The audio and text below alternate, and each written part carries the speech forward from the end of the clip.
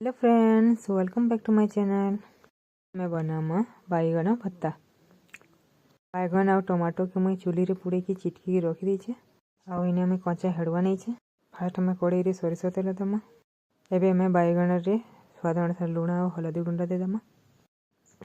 तेल गरम हो गला परे कच्चा लंका दे देमा और सोरिष दे देमा। सोरिष टी फुटी गला परे कच्चा हेडवा थिला सेटा के दे देमा। टे भलसे टे भाजीदेमा। हेडुआ बैगन भत्तार पकाले बहुत बढ़िया टेस्ट लगसी। इन हेडुआ भाजला बेले भी तार बासना ही बहुत बढ़िया आसूची। समस्ते कच्चा हेडुआ जानी थी तो घरे थरे आपण मैंने ट्राए करूँ। एबे आमे जेन टमाटो पोड़ा होता सेटा के बैगन संगे चिटकी देमा।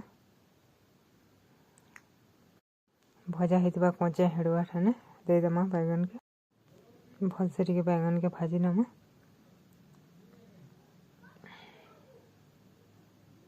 आपण मैंने रोटी संगे कि भात संगे पखाल संगे भी बैगन भत्ता खाई पारबे।